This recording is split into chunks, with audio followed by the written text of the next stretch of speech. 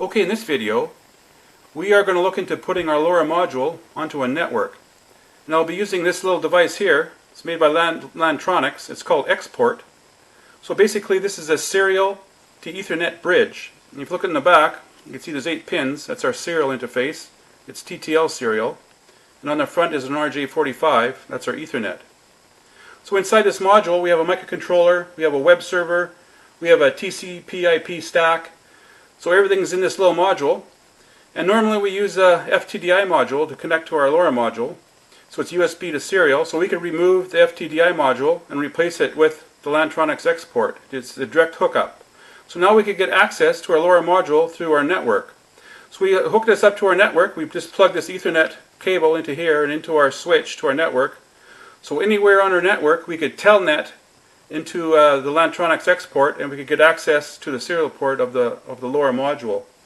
So it's pretty easy to do. Everything is built into this module, so all you have to do is just hook up this module up to your LoRa module, and you could actually have DHCP running on the Xport, so it could actually get an IP address, a dynamic IP address from your router. But I'm going to put a static IP address into the Xport for testing. Then I'll telnet into the Xport, and I'll be able to control my LoRa module.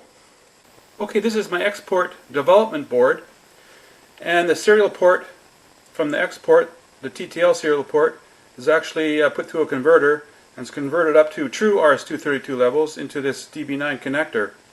So there's 3 ways we could configure the Xport.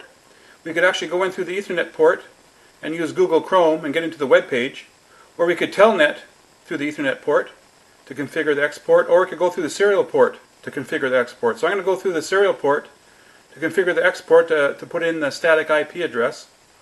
And what we do, before we power it up, we hit lowercase x's on our keyboard, and then we power it up. Then it will automatically go into the configuration mode, and then we can configure the IP address into the Xport module. Okay, I have TerraTerm up and running on my computer. It's a serial terminal program, and I have it set up for 9600 baud. So it's connected up to the serial port of the Xport module. So to get into configuration mode, I hold down the lowercase x on my keyboard and power up the module. So I'll do that now.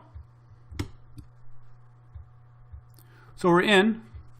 So there's our configuration menu. If you look at the very bottom, you can see the menu there. And the only 2 that we have to be concerned with is the 0 and 1. So 0 is server, that's our IP address. And 1 is channel 1, which is a serial port. So we have to set up our baud rate for a serial port. So if you go back up to the top, I've already put in my IP address. You can see it's 192.168.1.10 with a net mask of 255.255.255.0. So you would put in your IP address to match your network. And if we go down to channel 1, see the baud rate set for 9600 with no hardware flow. And the port is 10,001. So when we telnet into the Xport module and we go to port 10,001, we'll get into the serial channel 1, which is a serial port, which is connected up to our LoRa module. So if we go down the very bottom, if we select 0,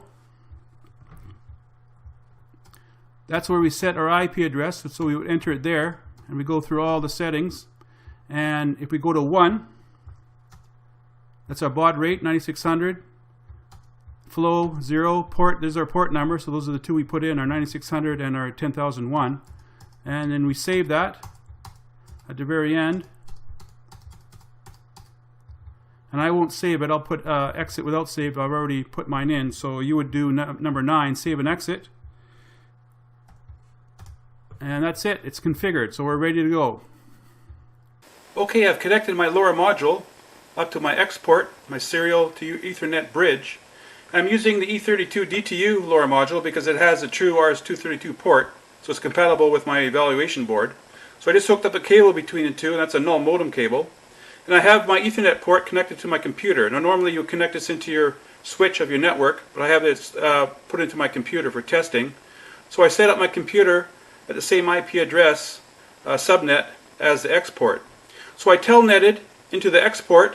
Now I can gain access to the serial port to my LoRa module. So if I hit any key on the keyboard,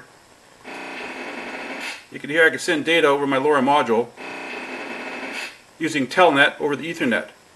And you can see the TX come on. I don't know if that shows up.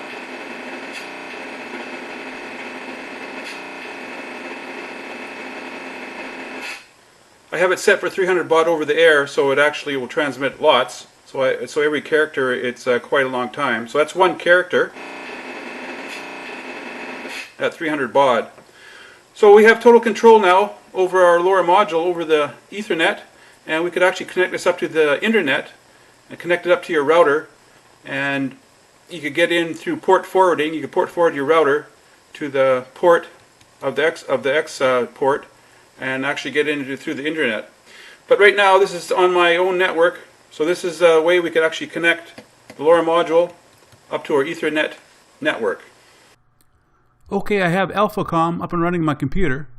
It's a serial terminal program which I could telnet into my export module. Now I could use TerraTerm, I could use PuTTY, but I'm using AlphaCom. So we go up the file and we go new session, and then we can see TCP/IP telnet connection. So that's what we want to do, is telnet into it. So there we would enter the IP address, and there we would enter the telnet port. I've already got it set up. So if I go File and go Open, and I got it set up as LoRa. So what you saw on the screen there was just transmitted. So there you could see the IP address and my port number, and I'm connected. So now when I press a key on a keyboard, I got access to my LoRa module.